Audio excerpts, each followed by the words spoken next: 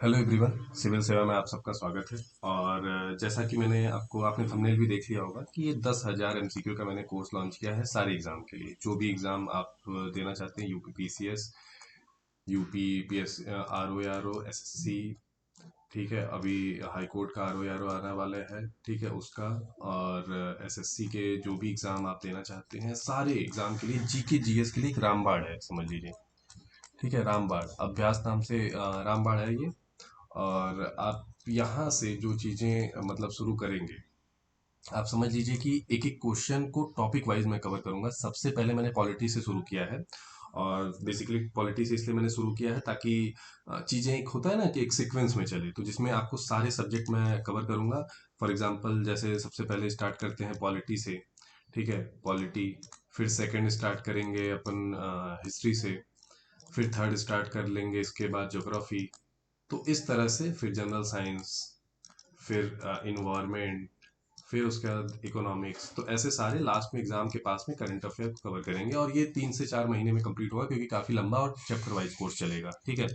तो दूसरी चीज़, और इस पीडीएफ को आपको अगर चाहिए तो टेलीग्राम चैनल से जुड़ जाइए, और चैनल को जितना ज़्यादा मैक्सिमम शेयर कर सकते हैं अपने दोस्तों के बीच में, वो शेयर कर लीजिए। चलिए शुरू करते हैं। पहले कॉन्स्टिट्यूशनल डेवलपमेंट ऑफ इंडिया। अब देखिए कॉन्स्टिट्यूशनल डेवलपमेंट कैसे हुआ।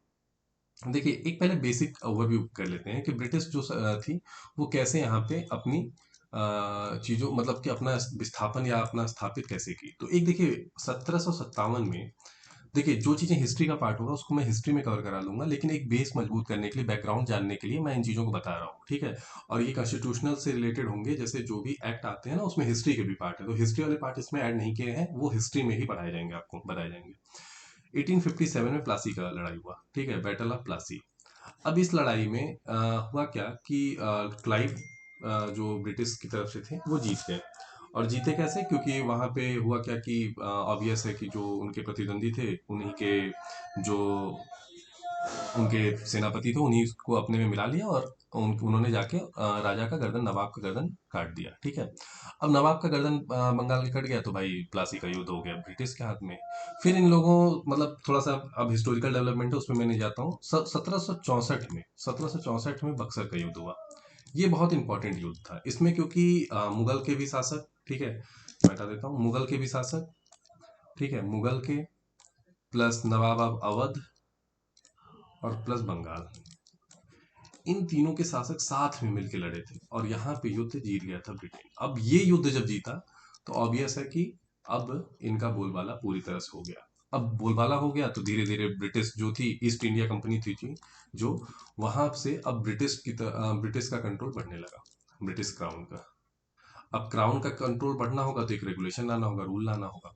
अब वहां से फिर आपको पता होगा, एक इलाहाबाद ट्रीटी भी आई थी। इलाहाबाद ट्रीटी के बारे में भी आप जानते होंगे। इलाहाबाद ट्रीटी में क्या हुआ था कि, ये हुआ था, तो पहले जान लीजिए 1765 में। अब इसमें क्या किया गया था, जो मुगल के शासक थे, मुगल के जो उस समय के शासक थे, उनको पेंशन पे दे दिया गया, पेंशन पे भेज दिया गया। ठीक है। अब उनको पेंशन पे दे दिया गया था, और भी चीजें हुई थी, वो हिस्ट्री में आपको मैं बता दूंगा। अब आते हैं कि उसके बाद क्या हुआ। अब 1773 आता है, 1773 आता है। 1773 में एक एक्ट आता है जिसे बोलते हैं रेगुलेटिंग एक्ट। अब क्वेश्चन क्या है यहाँ पे, under which of the following act supreme court was established. तो पहले मैं बता दूं, 1773 के एक्ट के तहत सुप्रीम कोर्ट बना था। ठीक है, 1773 एक्ट के तहत सुप्रीम कोर्ट बना था, पहली चीज आप जान लीजिए। और दूसरी चीज इसमें जानना है, जरूरी है, कि इसमें और भी चीजें हुई थी। अब वो चीजें क्या क्या इंपॉर्टेंट है, वो मैं स्टार्ट से बताता हूँ। देखिए, इसमें क्या हुआ कि पहले तो सुप्रीम कोर्ट बना। सुप्रीम कोर्ट के जो चीफ जस्टिस थे उस समय के, वो थे इलीजा इलीजा इम्पे इम्पे ठीक है, और उनके अदर जज थे 3। ठीक है, टोटल 4 जज थे। और ये फोर्ट विलियम कलकत्ता में बना था। सन 1774 में ये बन के तैयार हुआ था, मतलब यहाँ पे स्थापित किया गया था। फिर इसी समय कोर्ट ऑफ डायरेक्टर भी बनाए गए थे। क्या बनाए गए थे? Court of director. ये बहुत ही इंपॉर्टेंट है, इससे भी क्वेश्चन आता है कि किस एक्ट के तहत कोर्ट ऑफ डायरेक्टर बनाए गए थे।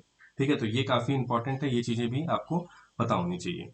अब आते हैं बेसिकली, मतलब कि इवॉल्वेट पे, कैसे कैसे इवॉल्व हुआ, ठीक है, ब्रिटिश का। अब देखिए, वहां पे कुछ फैक्टर और भी जान लेते हैं रेगुलेटिंग एक्ट के।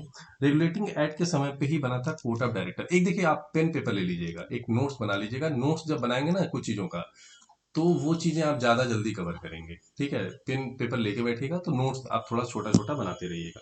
ठीक है, अब हुआ क्या कि इसी के तहत अब बनाया गया क्या, court of director.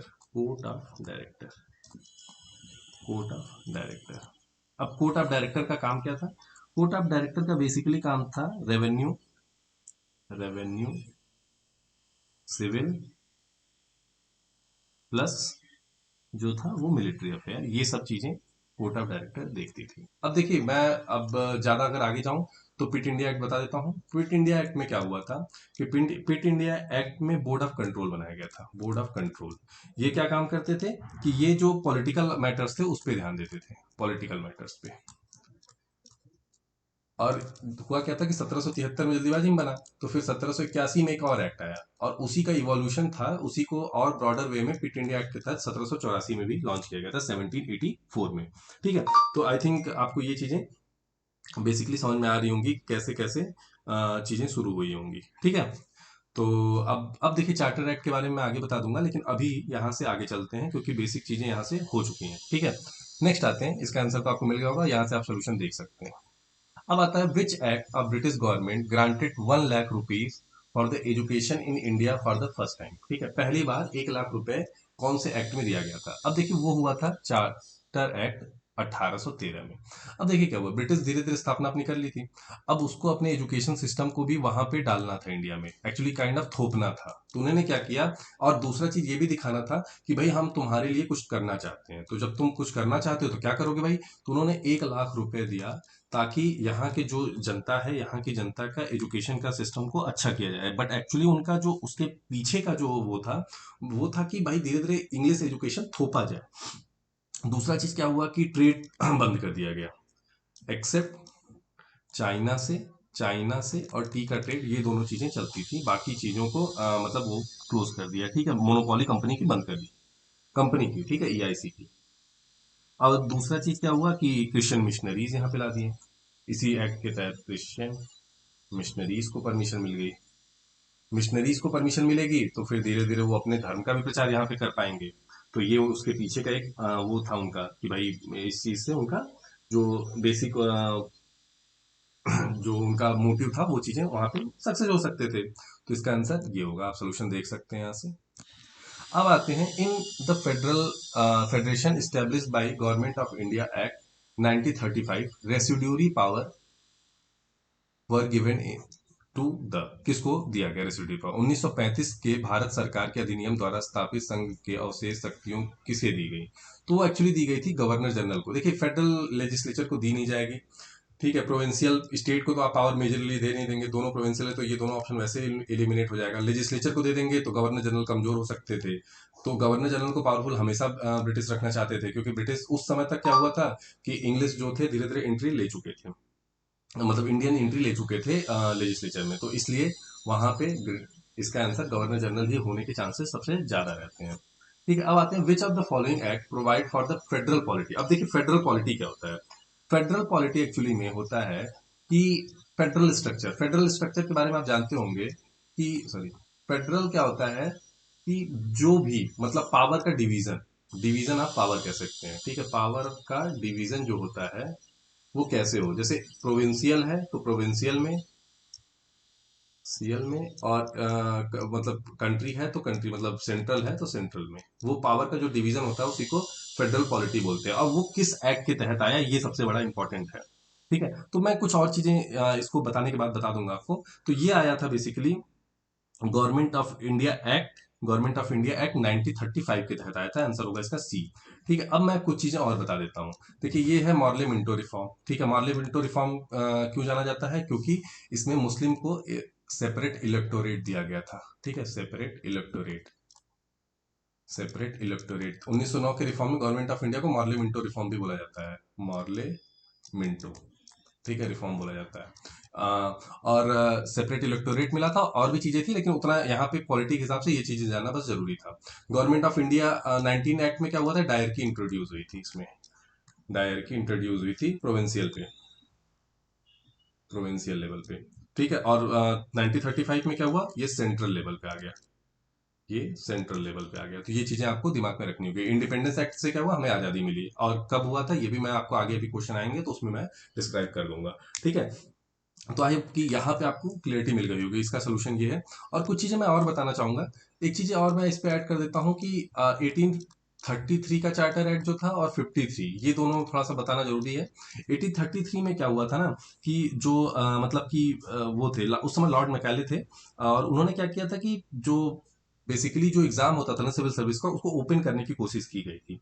But introduce किया था, बट ओपन मतलब कि एक्चुअली किया नहीं गया, बाद में उसको रोक दिया गया था। लेकिन 1853 के चार्टर एक्ट में उसे ओपन कर दिया गया था। ठीक है, 1853 के चार्टर एक्ट में सिविल सर्विस एग्जाम को ओपन एग्जाम कर दिया गया था। तो ये दिमाग में रख लीजिएगा, इसे भी नोट कर लीजिएगा कहीं भी। ठीक है, ये हो गया। British parliament pass the Indian independence act. देखिए मैंने बताया था ना इंडियन इंडिपेंडेंस एक्ट की बात जरूर की जाएगी। तो देखिए इंडियन इंडिपेंडेंस एक्ट आ गया। अब इंडियन इंडिपेंडेंस एक्ट में क्या हुआ था। इंडियन इंडिपेंडेंस एक्ट पास हुआ था जुलाई में। कितने जुलाई को पास हुआ था, ये भी क्वेश्चन कई बार पूछ देता है, तो वो भी चीजें मैं बता देता हूं कि 18 जुलाई को, 18 जुलाई 1947 को ब्रिटिश क्राउन ने इस पे साइन किया था। और एक्चुअली ये माना जाता है कि ये 3 जून प्लान का भी हिस्सा था। 3 जून प्लान, उस समय कौन वाइसराय थे, उस समय वाइसराय थे माउंट बेटन। ठीक है, माउंट बेटन जी थे। हाँ जी, क्या लगाना इनको। ठीक है, माउंट बेटन थे। और ये चीजें हुई, तो इसका आंसर क्या हो जाएगा, सी। 1947 जुलाई, 18 जुलाई को किया गया था। आप यहाँ से सोल्यूशन देख सकते हैं। 14 अगस्त को उसके बाद पाकिस्तान को आजादी मिली थी, और 15 अगस्त को भारत हमारा आजाद हुआ था। अब देखते हैं which one of the following act led the separation of Burma from India.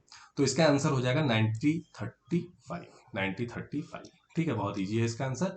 और 1937 में ये इंप्लीमेंट हुआ था। उस समय दो और राज्य बने थे, उड़ीसा और सिंध। ये दिमाग में रख लीजिएगा, इसी एक्ट के तहत, इसी के समय पे। ठीक है, तो आई होप कि यहाँ पे आपको कोई प्रॉब्लम नहीं हो रही होगी, ये चीजें आपकी प्रॉपर क्लियर हो चुकी होंगी। ठीक है, तो चलिए बात, और हाँ एक क्वेश्चन और बता देता हूं मैं यहाँ से, छोटे छोटे जो एक्ट से मुझे दिमाग में है कि ये क्वेश्चन पूछे जाते हैं। 1961 में ना पोर्टफोलियो सिस्टम याद हुआ था, क्योंकि ये यूपीपीसीएस में आया हुआ है क्वेश्चन।